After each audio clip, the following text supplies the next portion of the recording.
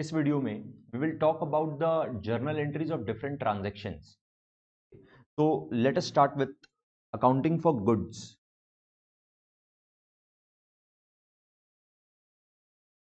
Goods का मतलब हम लोग को ऑलरेडी पता है कि sir goods is any commodity in which the business deals.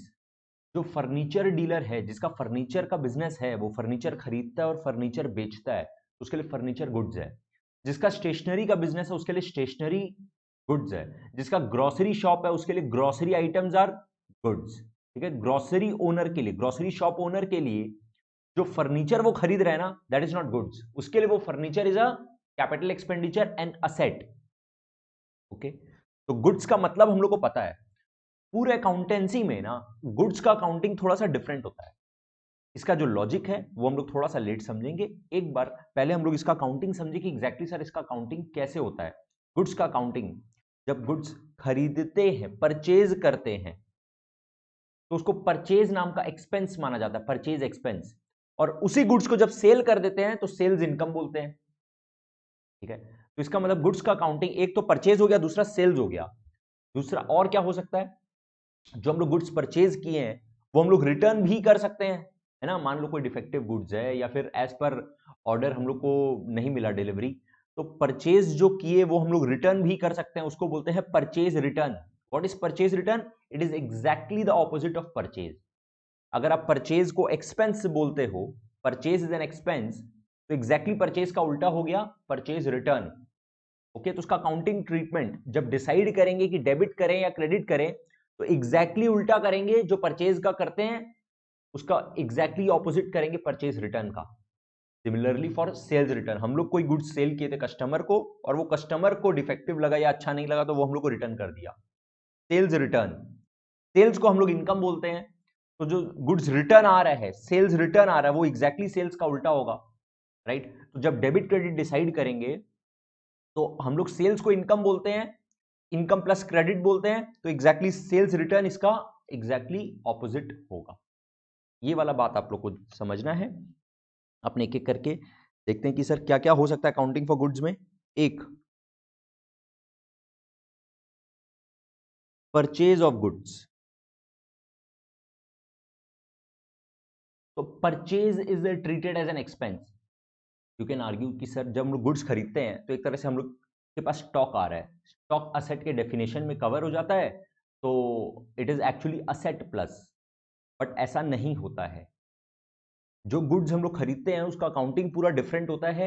इसको स्टॉक नहीं मानते हैं। Eight the end of the year जो स्टॉक हम लोग के पास बच जाएगा ना, eight the end of the year जो स्टॉक बच जाएगा उसको हम लोग बोलेंगे असेट है, और उसको हम लोग बुक्स में लेके आएंगे through an adjustment entry as a closing stock.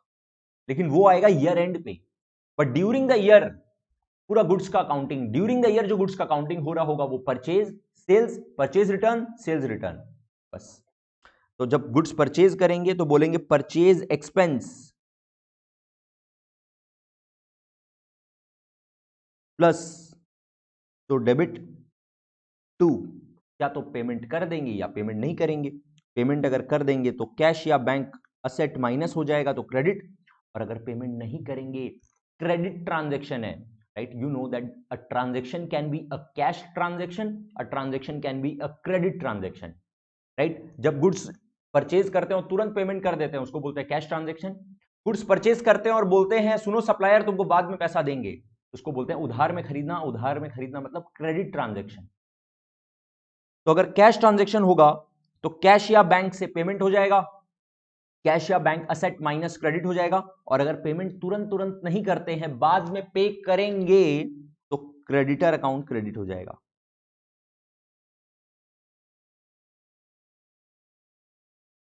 Okay, then what can be done? Sale of goods. Goods को जब हम लोग सेल करते हैं, तो सेल करते हैं तो कस्टमर से पैसा लेते हैं, है ना। तो कैश आता है या चेक आता है, तो कैश या बैंक का बैलेंस प्लस, या फिर अगर पेमेंट अभी नहीं मिलता है, मान लो क्रेडिट ट्रांजेक्शन हम लोग उधार में बेचे हैं, तो इसका मतलब बाद में पैसा मिलने वाला है। जिससे बाद में पैसा मिलने वाला है, वो कस्टमर जिन लोग से बाद में पैसा मिलने वाला है उन लोग को तो बोलते हैं डेटर्स, उसी को बोलते हैं डेटर्स। तो आइदर कैश या बैंक असेट प्लस हो जाएगा डेबिट। अगर उधार में सेल करेंगे तो debtor asset plus account debit. To, sales income plus credit. Okay, उसी तरह से अगर गुड्स जो परचेज किए हैं वो परचेज रिटर्न आ जाता है, इसी को बोलते हैं परचेज रिटर्न को ही बोलते हैं रिटर्न आउटवर्ड। हम लोग गुड्स जो परचेज किए थे उसको रिटर्न कर दिए, तो उसको क्या तो परचेज रिटर्न भी बोल सकते हैं या रिटर्न आउटवर्ड भी बोल सकते हैं।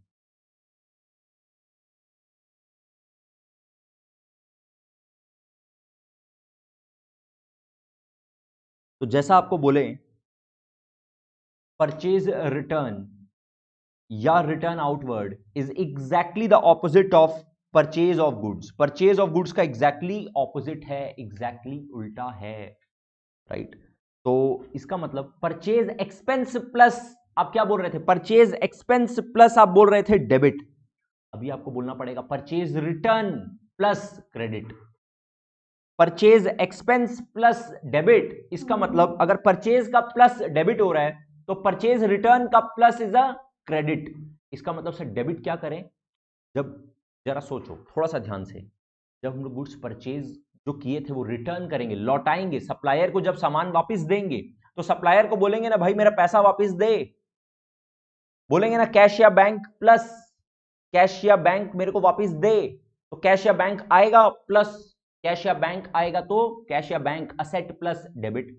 या फिर ऐसा सोचो, प्लीज ध्यान से सुनना, लोग जब गुड्स परचेज किए थे 100 रुपए का, उधार में मान लेते हैं, से फॉर एग्जांपल क्रेडिट परचेज था, तो हम लोग बोले थे creditor supplier you are now my liability, तो क्रेडिटर लाइबिलिटी प्लस को क्रेडिट कर दिए थे।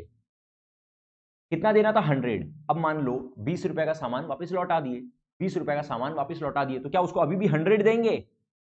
जी नहीं, उसको बोलेंगे सुन सप्लायर, तेरे से जब गुड्स खरीदे थे तो 100 रुपए का गुड्स खरीदे थे, तो 100 रुपए का लाइबिलिटी बन गया था, 100 रुपए का लाइबिलिटी प्लस क्रेडिट कर दिए थे, लेकिन अब जो 20 रुपीज का गुड्स लौटा दिए, तो अब जो पेमेंट करना है, अब जो मेरा पेबल है वो 100 का नहीं है, वो अब सिर्फ 80 का है, 20 से माइनस हो गया, लाइबिलिटी माइनस डेबिट।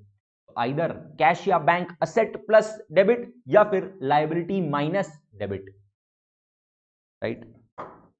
तो अगर कैश या बैंक में पैसा मिल गया तो कैश या बैंक असेट प्लस डेबिट, या फिर जो क्रेडिटर सप्लायर जो कि लायबिलिटी है वो थोड़ा सा कम हो जाएगा, 100 से 80 हो जाएगा, 20 से कम हो जाएगा, तो कैश बैंक असेट प्लस या फिर creditor liability minus debit. Liability minus debit कर लो, अगर कैश या बैंक पैसा मिलता है तो कैश या बैंक असेट प्लस कर लो। आंसर, क्योंकि परचेज एक्सपेंस प्लस को डेबिट कर दिए थे तो परचेज रिटर्न प्लस को आप क्रेडिट करिए।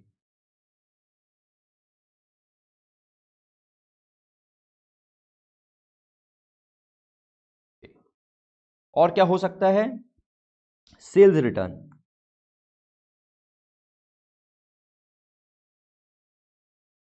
सेल्स रिटर्न का बताओ दूसरा नाम क्या होगा?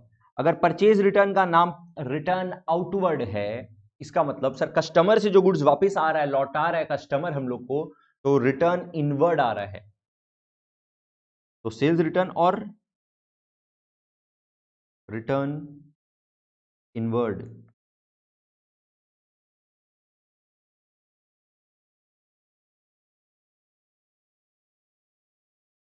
ओके, बोले थे आप लोग को कि सेल्स का एग्जैक्टली उल्टा होगा सेल्स रिटर्न, सेल्स का एग्जैक्टली उल्टा होगा रिटर्न इनवर्ड। तो सेल्स आप बोले थे इनकम प्लस क्रेडिट, तो आप सेल्स रिटर्न प्लस बोलोगे debit, sales return plus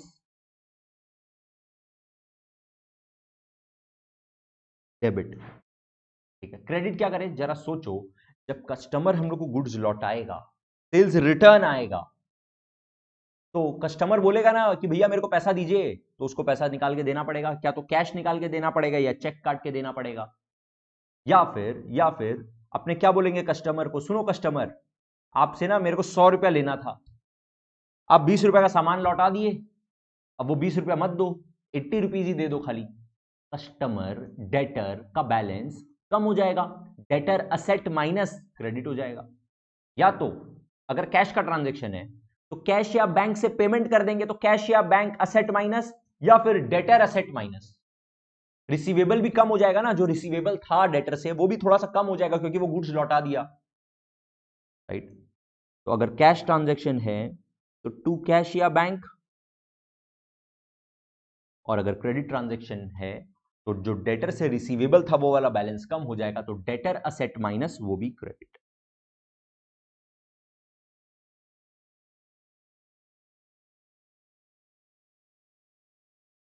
okay, यहां पर एक नोट लिख लो,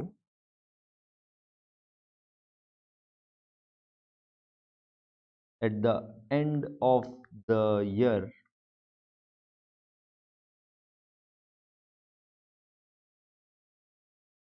goods remaining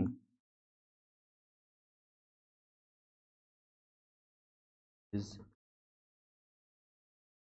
recognized as asset by की जगह लिख लो through N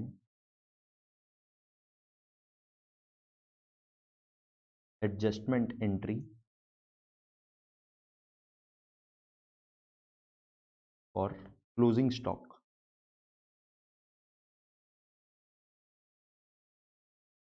At the end of the year, goods remaining is recognized as asset through an adjustment entry for closing stock. Right? One can easily argue, sir कि जो goods हम लोग के पास पड़ा हुआ है ना वो तो हम लोग का असेट है, आप क्यों कब से उसको एक्सपेंस और इनकम बोले जा रहे हो, परचेज एक्सपेंसेस इनकम, राइट। ये सेम बात अपने फिक्स्ड असेट के लिए तो नहीं बोलते हैं, ये सेम बात अपने स्टेशनरी के लिए तो नहीं बोलते हैं। गुड्स का अकाउंटिंग आपको पहले ही बोल चुके हैं थोड़ा सा डिफरेंट होता है। इसका लॉजिक ये है, कि आपने कैपिटल एंड रेवेन्यू ट्रांजेक्शन पढ़े थे। कैपिटल एंड रेवेन्यू ट्रांजेक्शन में बोला था कि revenue expenditure are those expenditure which are incurred frequently, मतलब रेकरिंग इन नेचर है, एंड ऐसा खर्चा जिसका बेनिफिट आपको within a particular accounting year ही मिलने वाला है, एक साल के अंदर अंदर उसी पर्टिकुलर अकाउंटिंग ईयर में आपको उसका बेनिफिट मिल जाएगा, राइट। एंड अमाउंट कोई बहुत बड़ा नहीं होता है, राइट। ये तीन कंडीशन आपको बोले थे रेवेन्यू एक्सपेंडिचर का। On the other hand capital expenditure का आपको बोले थे मीनिंग कि नॉन रेकरिंग इन नेचर हो सकता है, या फिर ऐसा हो सकता है कि जिसका बेनिफिट नेक्स्ट अकाउंटिंग ईयर में मिलने वाला है, राइट। जिसका बेनिफिट अपने को उसी अकाउंटिंग ईयर में नहीं मिल गया, बाद में मिलने वाला है, उस अकाउंटिंग पर्टिकुलर अकाउंटिंग ईयर में उसका बेनिफिट नहीं मिला, बाद में मिलने वाला है, ठीक है। तो अब ध्यान से सोचो, जो गुड्स हम लोग ड्यूरिंग द ईयर परचेज कर रहे थे उसका रीजन क्या था, उसका पर्पस क्या था, उसका ऑब्जेक्टिव क्या था, कि उसी साल में उसको बेचें और उससे पैसा कमा ले, राइट। तो एक तो रेकरिंग इन नेचर है, दूसरा उसका बेनिफिट उसी साल में मिलने वाला है, राइट। लेकिन नाउ जो स्टॉक लास्ट में बच गया, eight the end of the year जो स्टॉक बच गया, गोडाउन में गुड्स पड़ा रह गया, वो वाला गोडाउन में जो पड़ा हुआ गुड्स है ना, वो उसका बेनिफिट हम लोग को नेक्स्ट ईयर में अकाउंटिंग कमिंग ईयर में मिलने वाला है। Benefit is yet to be derived, so that remaining stock is actually a closing stock, that is asset, and which will be recognized as asset at the end of the year by passing an adjustment entry। जब अपने final accounts करेंगे तब अपने इसको देखेंगे। तो आप लोग को जस्ट यहां पर एक बार बता देते हैं कि एग्जैक्टली एडजस्टमेंट एंट्री जो गुड्स का होता है वो क्या होता है, राइट। अभी सिर्फ इसको देख लो, फाइनल अकाउंट्स के टाइम पे इसको समझेंगे। क्लोजिंग स्टॉक बिकॉज अपना असेट है, तो फर्स्ट टाइम अपने बुक्स में क्लोजिंग स्टॉक को असेट की तरह ला रहे हैं एक एडजस्टमेंट एंट्री पास करके। तो closing stock asset plus debit. Credit किसको करें? फाइनल अकाउंट्स का तीन मेन पार्ट होता है, trading account, profit and loss account and balance sheet. तो ट्रेडिंग अकाउंट के थ्रू अपने इसको लेके आते हैं। इसके अंदर अभी ज्यादा डेप्थ में अपने नहीं जाएंगे, ये अपने समझेंगे जब अपने फाइनल अकाउंट्स करेंगे, ट्रेडिंग अकाउंट करेंगे, तब अपने इसको डिटेल में समझेंगे। टू ट्रेडिंग अकाउंट, बस इस जर्नल एंट्री के थ्रू क्लोजिंग स्टॉक को बुक्स में लेके आया जाता है। Okay. Next, let us understand what is trade discount and cash discount. Trade discount is that discount which is given on bulk purchase or bulk sale. Bulk में कुछ purchase कर रहे हैं, बल्क में कुछ सेल कर रहे हैं, राइट?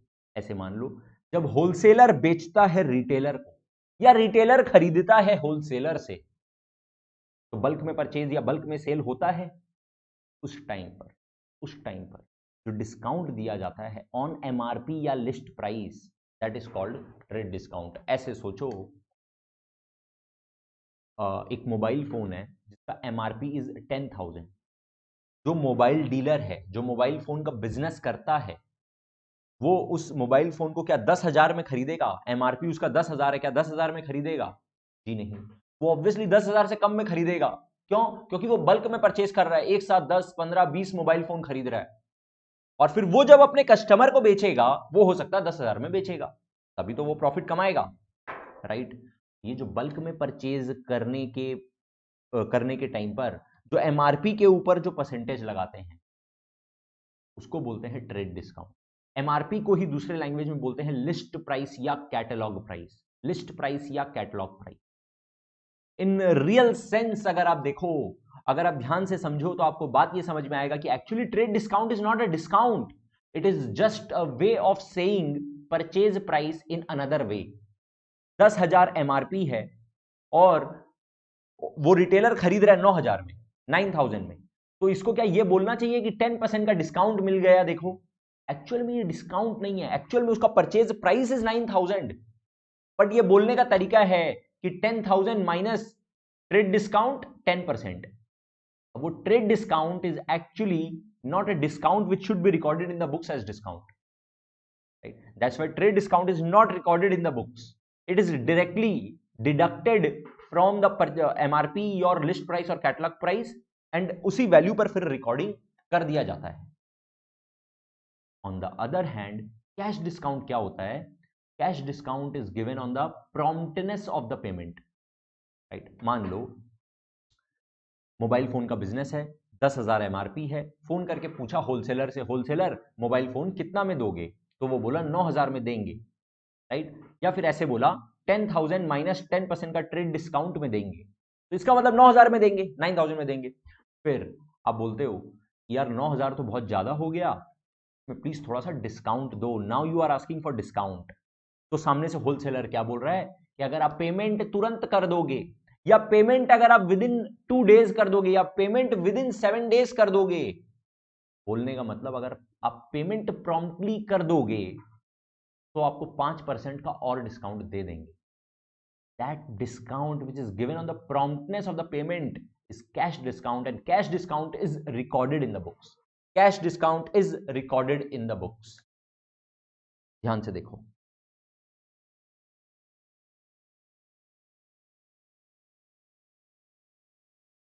एमआरपी और लिस्ट प्राइस और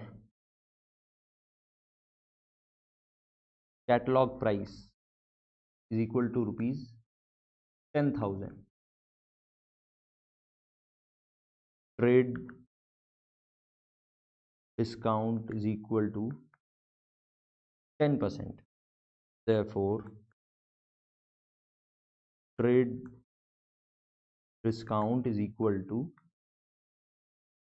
10,000 का 10/100 इक्वल टू 1,000। therefore परचेज और sale price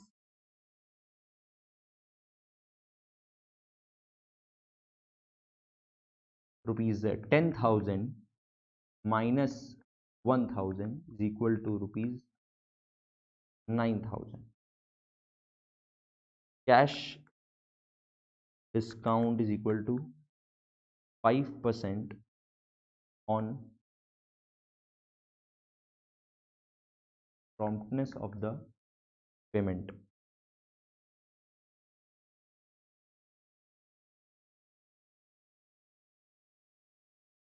so say for example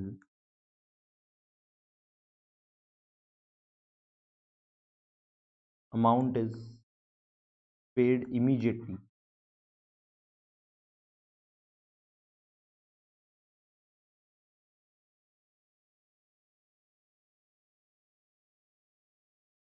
then cash discount is equal to always calculated on the amount which remains after deducting trade discount. Trade discount को minus करने के बाद जो amount बच जाएगा ना, मतलब जो परचेज या सेल प्राइस होगा ना, उसके ऊपर कैलकुलेट होगा cash discount. Cash discount will be calculated on 9,000, not on 10,000. Cash discount will be calculated on 9,000. therefore cash discount is equal to 9,000 का 5/100 इज इक्वल टू 450.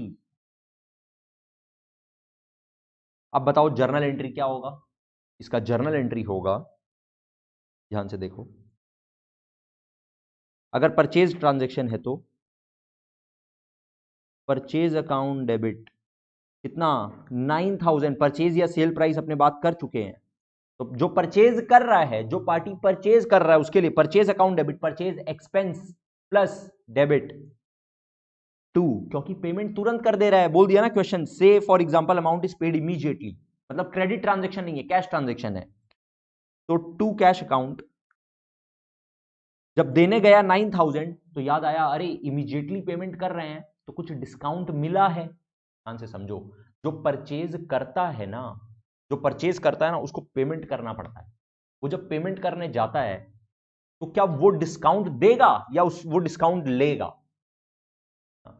जब मेरे को पेमेंट करना है, right, I bought a mobile phone, तो mobile phone का जब हम पेमेंट करेंगे 9,000 रुपीज हम पेमेंट करेंगे, तो हम बोलेंगे क्या उसको, शॉपकीपर को हम बोलेंगे क्या, देखिए आपको 9,000 रुपया देना है, जाइए आपको 450 रुपया का डिस्काउंट दिए, लीजिए बैलेंस अमाउंट लीजिए. ऐसा थोड़ी ना होता है. When I am paying, I am getting the discount. मतलब if I am purchasing, I will get the discount. It will be a discount received for me. I am purchasing, I am paying, and I will receive the discount. I cannot give the discount, right? तो इसीलिए discount received होगा यहां पर, and discount received is income. Discount received is income, income plus credit.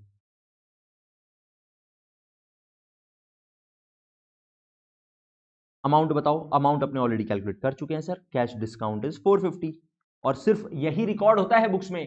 Trade discount is not recorded in the books. Cash discount is recorded in the books. Trade discount is given on the bulk purchase, cash discount is given on the promptness of the payment. ये difference frequently पूछा जाता है आप लोग के exam में, आप लोग को पता होना चाहिए. इसका मतलब सर बैलेंस पेमेंट कर दिया, बताओ बैलेंस कितना हुआ, 8,550 का पेमेंट कर दिया. और जो पार्टी सेल कर रहा है उसके लिए क्या होगा, उसके पास हाथ में कैश आया, कैश प्लस कितना, कैश तो सर 8,550 ही आया ना. और जो पार्टी सेल करता है ना, वो डिस्काउंट अलाउ करता है. वो पैसा लेते वक्त बोलता है कि जाओ, अलाउ किया, राइट. तो उसके लिए discount allowed is an expense, expense plus debit.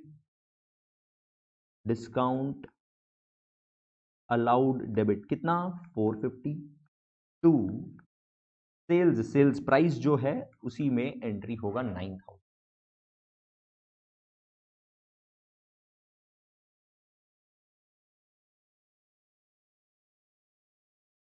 In above example,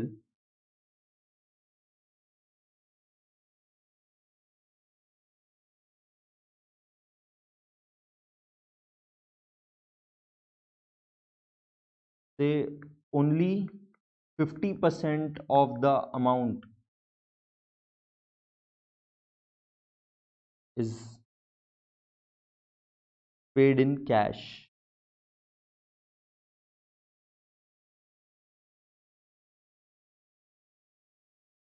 Remaining is a credit transaction.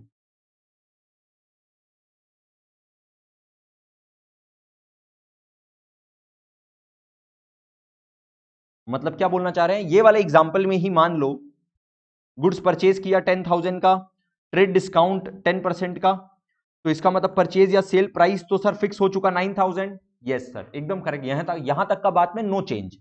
उसके बाद बोल रहा है cash discount is 5%. Correct, but payment है ना, amount is paid immediately only 50%, पूरा का पूरा अमाउंट पे नहीं हुआ है, खाली 50% पे हुआ है। इन अबव एग्जांपल से only 50% of the amount is paid in cash immediately, remaining is a credit transaction. तब बताओ क्या होगा? वेरी इजी सर, पहले तो कुछ चेंज नहीं होगा, purchase account expense plus debit कितना, ये तो 9000 ही लिखेंगे,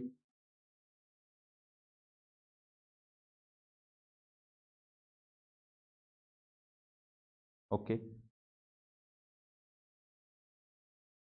जो अमाउंट पे कर देंगे उसके लिए टू कैश अकाउंट, और जब कैश प्रॉम्प्टली पे करेंगे तो कुछ डिस्काउंट मिलेगा, that is discount received account, income plus, और जो अमाउंट पे नहीं करेंगे वो अभी भी पे करना बाकी है, मतलब लायबिलिटी है creditor, liability plus credit to creditor account.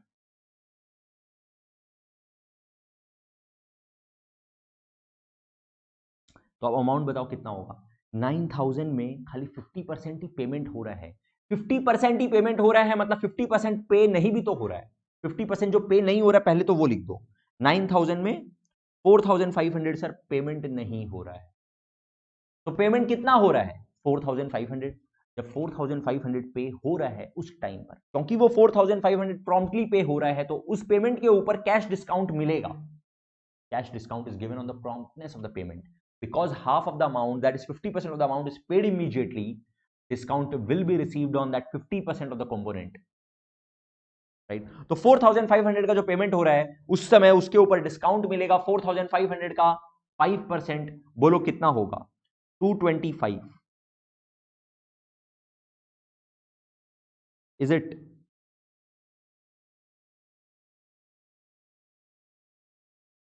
इसका मतलब एक्चुअल में कैश से पेमेंट कितना हुआ सर? टोटल 9000 था, 9000 में 4500 अभी भी बाकी है, मतलब पेमेंट हुआ है 4500 का, बट जब ये 4500 का पेमेंट हुआ तो डिस्काउंट मिल गया 225 रुपए का, 5% का कैश डिस्काउंट मिल गया, तो बोलो एक्चुअल में पेमेंट कितना का हुआ? 4275, करेक्ट।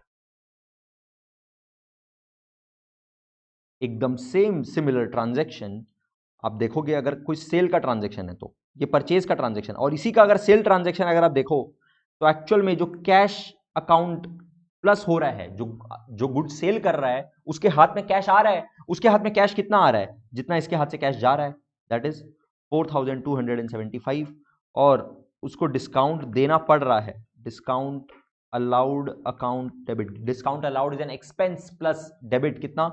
225, एंड जो पैसा अभी तक नहीं मिला वो मिलना बाकी है, उसी को बोलते हैं डेटर। कस्टमर से पैसा इसके लिए मिलना बाकी है, डेटर अकाउंट डेबिट 4500, और एक्चुअल में जो सेल्स हुआ that is of only 9000, correct, right. Note,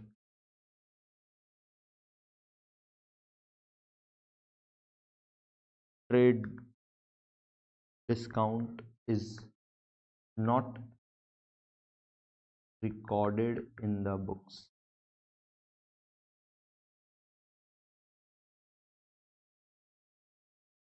It is given on bulk transaction.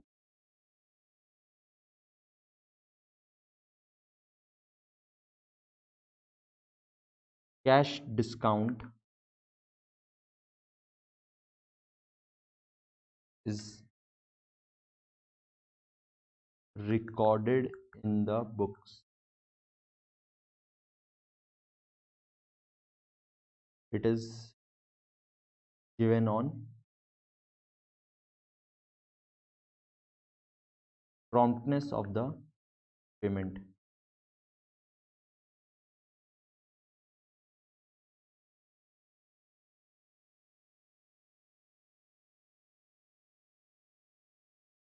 Okay. Now let's move on to some other transactions relating to goods. अभी तक अपने गुड्स का क्या बात कर चुके सर? गुड्स क्या तो परचेज होता है या सेल होता है, या परचेज किया हुआ गुड्स रिटर्न हो जाता है, या सेल किया हुआ गुड्स रिटर्न आ जाता है, right. Purchase account, sales account, purchase return account, sales return account, ये वाला बात हम लोग समझ चुके हैं सर। उसके बाद आगे का बात बताइए और क्या हो सकता है गुड्स का, जरा सोचो। I told you goods is that commodity in which a business deals. इसका मतलब गुड्स वो आइटम है जो खरीदा गया है बेचने के लिए, सिर्फ उसी को गुड्स बोलते हैं, राइट। स्टेशनरी अगर खरीदे अपने यूज के लिए तो वो एक्सपेंस हो गया, स्टेशनरी एक्सपेंस हो गया, ठीक है। फर्नीचर खरीदे अपने बिजनेस यूज के लिए तो फर्नीचर एक असेट हो गया, राइट। गुड्स सिर्फ और सिर्फ क्या हुआ, ऐसा कोई वस्तु जो खरीदे हैं बेचने के लिए, वो गुड्स है। और सिर्फ गुड्स का काउंटिंग ही purchase account, sales account, purchase return account, sales return account के थ्रू होगा। और कोई भी आइटम का परचेज, अगर फर्नीचर परचेज करेंगे तो परचेज अकाउंट डेबिट नहीं करेंगे। फर्नीचर परचेज करेंगे तो बोलेंगे furniture asset plus debit, furniture asset plus debit, मतलब फर्नीचर अकाउंट बनाएंगे, फर्नीचर अकाउंट डेबिट करेंगे। सिर्फ गुड्स का काउंटिंग थोड़ा सा डिफरेंट हो रहा था, और इसलिए हो रहा था क्योंकि वो खरीदा गया था बेचने के लिए। मान लो जो गुड्स खरीदे हैं वो बेचने में यूज नहीं हो पाया, कोई भी रीजन से नहीं हो पाया, तो जब खरीदते वक्त, ध्यान से समझना, जब परचेज करते वक्त हम लोग क्या किए थे, हम लोग परचेज एक्सपेंस प्लस डेबिट कर दिए थे। परचेज एक्सपेंस प्लस कब होगा, जब गुड्स खरीदेंगे तब। गुड्स खरीदेंगे मतलब ऐसा कोई वस्तु खरीदेंगे जिसको बेचना है तब। लेकिन अगर वो बेचा नहीं जाए, अगर वो गुड सेल में ना काम आए, कोई और काम में आ जाए, जैसे मान लो ग्रोसरी शॉप है, ग्रोसरी शॉप में जो बिजनेसमैन ओनर है ना, वो खुद ग्रोसरी निकाल के अपने घर लेके चला गया कुछ, तो वो क्या बेचने के काम आया? अगर बेचने के काम नहीं आया तो उसको परचेज अकाउंट एक्सपेंस प्लस बोलना गलत था। मान लो स्टेशनरी का शॉप है, बिजनेसमैन क्या किया, अपना बच्चा लोग के लिए स्टेशनरी निकाल के घर ले गया। वो स्टेशनरी जब परचेज किया था ना, तो उसको गुड्स मान के परचेज किया था और परचेज एक्सपेंस प्लस डेबिट किया था। लेकिन वो एक्चुअली अल्टीमेटली कुछ ऐसा स्टेशनरी था जो बेचने के काम नहीं आया, वो घर ले गया, का मतलब उसको परचेज एक्सपेंस प्लस डेबिट करना गलत हो गया। अब उसको रिवर्स करना पड़ेगा, अब उसको कैंसिल करना पड़ेगा। उसी तरह से मान लो आपके पास कोई ग्रोसरी गुड्स, ग्रोसरी का बिजनेस है, ग्रोसरी कुछ बांटने में काम आ गया, डोनेट करने में काम आ गया, डोनेट कर दिया, तो क्योंकि वो सेल नहीं हुआ इसीलिए परचेज एक्सपेंस प्लस डेबिट करना गलत हो गया। इसी तरह से मान लो वो स्टेशनरी का बिजनेसमैन क्या किया, स्टेशनरी फ्री में बांटा है, अपना स्टेशनरी लोगों को बांटा है और फ्री में बांटा है एज एन एडवर्टीजमेंट। तो ये वाला स्टेशनरी भी अब क्योंकि बेचने के काम नहीं आया, तो स्टेशनरी ये जो बांटने के काम आया है, इसके लिए जो परचेज एक्सपेंस प्लस डेबिट हो गया, ये गलत हो गया, इसको कैंसिल करना पड़ेगा। आपको यहीं पर ये बात ही समझना है। Other transactions relating to goods, goods withdrawn by the proprietor, businessman अपने घर ले गया पर्सनल यूज के लिए, उसको हम लोग क्या बोलते हैं, बिजनेस से बिजनेसमैन कुछ भी निकालता है तो अपने बोलते हैं ड्रॉइंग्स। ड्रॉइंग्स मतलब कैपिटल का उल्टा, कैपिटल प्लस को अपने बोलते हैं क्रेडिट, तो ड्रॉइंग्स प्लस को बोलेंगे डेबिट।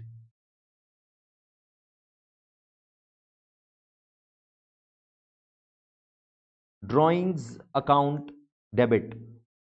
टू, हम लोग इस गुड्स को ना जब परचेज किए थे तो हम लोग परचेज एक्सपेंस प्लस डेबिट करके रखे थे, बट अपने को पता है सर क्योंकि ये सेल करने में काम नहीं आया, तो जो परचेज एक्सपेंस प्लस को डेबिट करके रखे वो गलत हो गया, उसको माइनस करिए।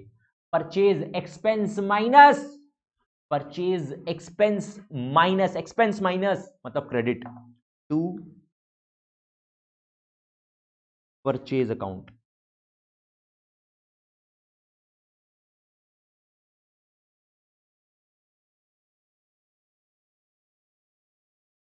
उसी तरह से goods given as a donation और चैरिटी, कुछ गुड्स चैरिटी में बांट दिए, तो डोनेशन या चैरिटी एक अलग एक्सपेंस है, वो बिजनेस के लिए एक्सपेंस है, खर्चा है, उसको परचेज नाम का खर्चा मत बोलो। परचेज नाम का खर्चा तब बोलना जब आप उस गुड्स को सेल करो तब। अगर कोई ऐसा आइटम है जो सेल करने के काम नहीं आया तो उसको परचेज एक्सपेंस मत बोलो, उसको कोई और एक्सपेंस बोलो। ये डोनेशन और चैरिटी अपने आप में एक एक्सपेंस है, डोनेशन या charity expense plus debit to, गलती से हुआ है सर परचेज एक्सपेंस प्लस, अब उसको माइनस कर दीजिए, परचेज एक्सपेंस माइनस क्रेडिट। एकदम similarly goods distributed as free samples का मतलब आप एडवर्टीजमेंट कर रहे हैं, मतलब एडवर्टाइजमेंट एक्सपेंस, या इसी को आप फ्री सैंपल भी बोल सकते हो।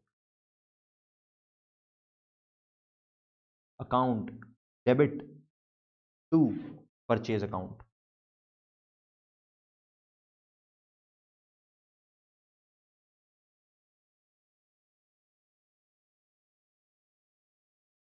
अब मान लीजिए सीमेंट का बिजनेस है, ठीक है, सीमेंट का बिजनेस है, सीमेंट खरीदते हैं सीमेंट बेचते हैं, सीमेंट खरीदते हैं सीमेंट बेचते हैं, सीमेंट जब खरीदे तो परचेज एक्सपेंस प्लस डेबिट बोल दिए। लेकिन अब ये सीमेंट ना खुद अपने ही कंस्ट्रक्शन में यूज में ले लिए। हम लोग एक बिल्डिंग बनवा रहे हैं, बिल्डिंग बनाने में अपना सीमेंट को यूज कर लिए, तो इसका मतलब वो वाला सीमेंट जो बिल्डिंग बनाने में यूज में ले लिया गया, उसको बेचने में नहीं यूज में लिया गया। अगर वो नहीं बेचे हैं मतलब परचेज एक्सपेंस प्लस करना गलत था, तो परचेज को तो एक्सपेंस को माइनस करके क्रेडिट करना पड़ेगा, डेबिट किसको करें? ध्यान से समझना, आपको बोला हुआ है ऑलरेडी कि any expense of capital nature is that expenditure which is not frequent, which will give you benefit for more than 1 year, right? Next coming years में भी आपको बेनिफिट देने वाला है। तो जो बिल्डिंग बनाने का जो खर्चा है उसको बिल्डिंग अकाउंट में डेबिट करेंगे। उससे रिलेटेड जो भी खर्चा लग रहा होगा, कोई भी मटेरियल कोई भी लेबर लग रहा होगा, तो वो बिल्डिंग असेट प्लस डेबिट हो रहा होगा, राइट?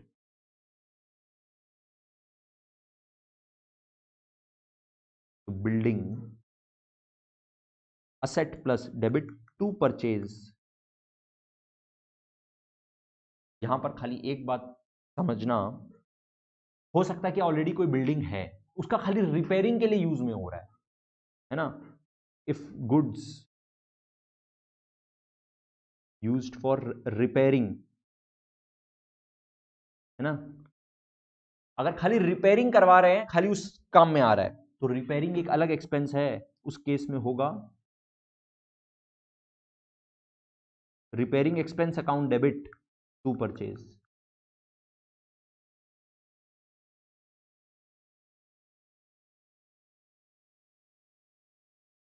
कुल मिला के आपको ये बात समझ में आना चाहिए कि सर अगर गुड्स को हम लोग बेचने की जगह किसी भी और काम में ले, तो किस काम में लिए हैं उस काम को देखो ध्यान से, और उस आइटम को डेबिट करो। परचेज एक्सपेंस को जो आप प्लस करके रखे हैं माइनस करो, और परचेज को क्रेडिट करो, परचेज को क्रेडिट करो।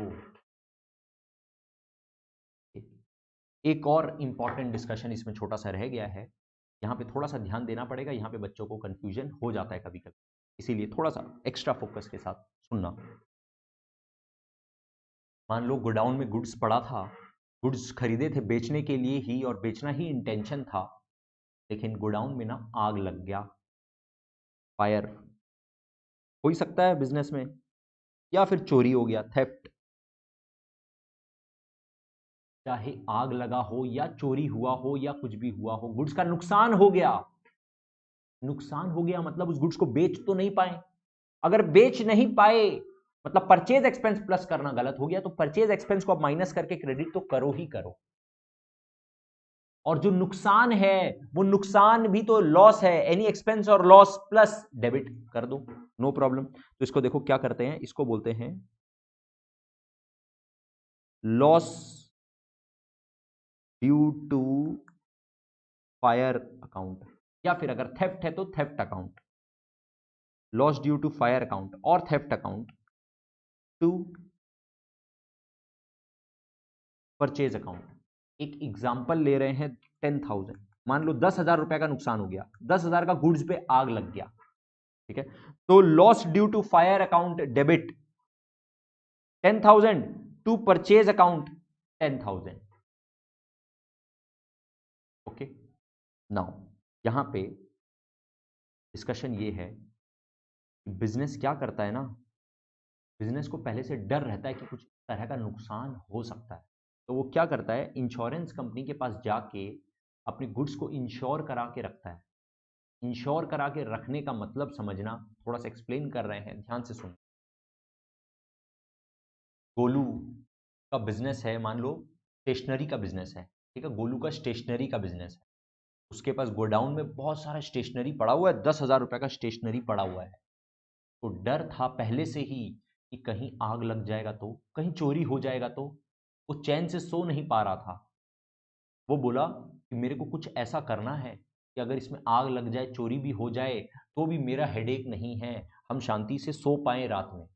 इसलिए गोलू क्या किया, गोलू गया इंश्योरेंस कंपनी के पास। इंश्योरेंस कंपनी होती है, ठीक है, इंश्योरेंस कंपनी के पास गया और बोला, इंश्योरेंस कंपनी सुनो ना, इंश्योरेंस कंपनी प्लीज सुनो, मेरे को डर है कि मेरे गोडाउन में आग लग जाएगा और मेरा नुकसान हो जाएगा, मेरे गोडाउन से चोरी हो जाएगा और मेरा नुकसान हो जाएगा। इंश्योरेंस कंपनी तुम प्लीज एक काम करो, मेरे को खाली इतना वादा कर दो, खाली ये प्रॉमिस कर दो कि अगर कल को ऐसा कुछ होता है, कल को मेरा अगर नुकसान होता है आग लगने से या चोरी होने से, तो वो नुकसान तुम मेरे को दे देगा। मेरा 10,000 का नुकसान होगा तो मेरे को तुम 10,000 रुपया दे देगा, ताकि हम चैन से सो पाए। इंश्योरेंस कंपनी क्या बोला, बात को सुनना बहुत ध्यान से। इंश्योरेंस कंपनी बोला, अच्छा गोलू, कोई बात नहीं है, हम लोग का तो काम ही ये है, राइट, अगर कल को तुम्हारा कोई नुकसान होता है तो वो हम लोग भुगत लेंगे, तुम टेंशन मत लो। तुम्हारा अगर कल को आग लग जाता है गोडाउन में या चोरी हो जाता है तो 10 जितना नुकसान होगा, 10,000 रुपए का नुकसान होगा तो हम लोग तुमको दे देंगे। ओके, हम लोग ऑब्वियसली डॉक्यूमेंट्स वगैरह चेक करेंगे, थोड़ा जांच पड़ताल करेंगे, और हम लोग को लगेगा कि हाँ एक्चुअल में 10,000 का नुकसान हुआ है, तो हम लोग एक्सेप्ट करेंगे 10,000 का नुकसान और फिर तुमको 10,000 रुपया दे देंगे। लेकिन गोलू, हम लोग जो ये रिस्क उठाएंगे ना, हम लोग तुम्हारा रिस्क ले रहे हैं। गोलू सुनो, इंश्योरेंस कंपनी बोल रहा है गोलू को कि गोलू सुनो, ये तुम्हारा रिस्क है जो कि हम ले रहे हैं। ये जो रिस्क हम ले रहे हैं ना, इसके लिए मेरे को क्या मिलेगा। गोलू बोला, तुमको दे देंगे यार थोड़ा बहुत अमाउंट। तो बोला, हाँ ठीक है, तब ठीक है, तुम मेरे को इंश्योरेंस प्रीमियम दे देना, तुम मेरे को इंश्योरेंस प्रीमियम देते रहना एवरी ईयर, चाहे आग लगे या ना लगे, चाहे चोरी हो ना हो, लेकिन जब कभी भी आग लग जाएगा या चोरी हो जाएगा, उस समय वादा रहा गोलू कि तुम्हारा जो क्लेम होगा वो हम लोग एक्सेप्ट करेंगे और तुमको पैसा दे देंगे। ये स्टोरी अगर आपको को समझ में आया तो आगे का बात सुन।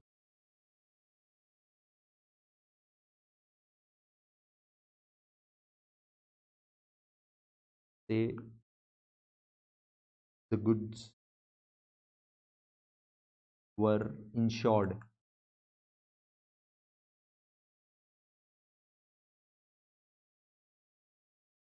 and insurance premium was paid every year ₹500, है ना। गुल्लू हर साल 500 रुपया दे देता था। तो when insurance premium is paid,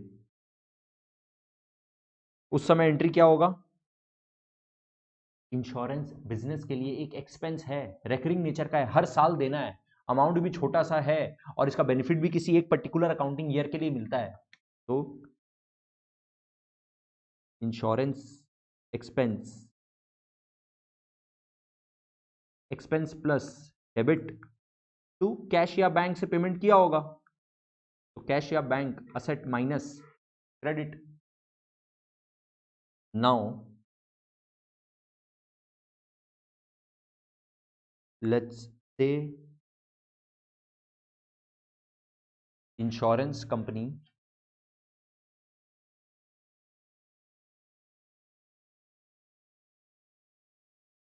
admitted claim of ₹8,000, right. Golu के गोडाउन में आग लगा, गोलू गया इंश्योरेंस कंपनी के पास, बोला इंश्योरेंस कंपनी तुम वादा किया था मेरे को कि कल को मेरा अगर नुकसान हो जाएगा तो वो नुकसान का भरपाई तुम कर देगा, वो नुकसान जो मेरा होगा उसका पैसा तुम मेरे को दे देगा। मेरा 10,000 का नुकसान हुआ है इंश्योरेंस कंपनी, ठीक है। इंश्योरेंस कंपनी बोला, कोई बात नहीं गोलू, हम लोग को चेक करने दो थोड़ा सा। थोड़ा वो चेक किया इंश्योरेंस कंपनी, जब चेक वगैरह किया तो बोला कि हाँ गोलू, मानते हैं तुम्हारा नुकसान हुआ, पर हम लोग जो देख रहे हैं ना, हम लोग के हिसाब से नुकसान 10,000 का नहीं है, सिर्फ 8,000 का है। हम लोग नुकसान 8,000 का ही मानेंगे। हम लोग जो तुमको क्लेम एक्सेप्ट करके दे रहे हैं वो खाली 8,000 का दे रहे हैं। मतलब अब इंश्योरेंस कंपनी जो गोलू को अमाउंट देगा वो कितना देगा? 8,000 ही देगा, क्योंकि वो लोग भी अपना इन्वेस्टिगेशन करते हैं। वो लोग के हिसाब से 8,000 का क्लेम है तो बस उतना ही मिलेगा। ठीक है, तो when claim is admitted, when claim is admitted, जब क्लेम एडमिट कर लिया इंश्योरेंस कंपनी, अभी तक पैसा नहीं दिया, क्लेम एक्सेप्ट कर लिया, एडमिट कर लिया, इसका मतलब इंश्योरेंस कंपनी से अब पैसा मिलना बाकी हो गया। अरे इंश्योरेंस कंपनी का कोई रेपुटेशन है, जब मान लिया कि हाँ भैया नुकसान हुआ 8,000 रुपया देंगे, तो मतलब देंगे, मिला नहीं तो क्या हुआ, मिलेगा, पक्का मिलेगा। इंश्योरेंस कंपनी बोल दिया ना, I accept the claim of 8,000, तो 8,000 इंश्योरेंस कंपनी से मिलेगा। गोलू के नजरिए से सोचो, बिजनेस के नजरिए से सोचो, बिजनेस को तो अब 8,000 रुपया मिलने वाला है, किससे? इंश्योरेंस कंपनी से। तो रिसीवेबल असेट प्लस डेबिट। और ये जो नुकसान बुक कर चुका है 10,000 रुपए का, क्या ये 10,000 का नुकसान पूरा का पूरा गोलू का है? अब नहीं, इसमें से 8,000 का नुकसान अब नहीं है। तो loss due to fire, loss जो अपने प्लस कर दिए थे 10,000, उसको वापस से माइनस करो, कितना? 8,000। माइनस मतलब क्रेडिट करो, मतलब इंश्योरेंस क्लेम रिसीवेबल, या फिर आप इसको बोल सकते हो इंश्योरेंस कंपनी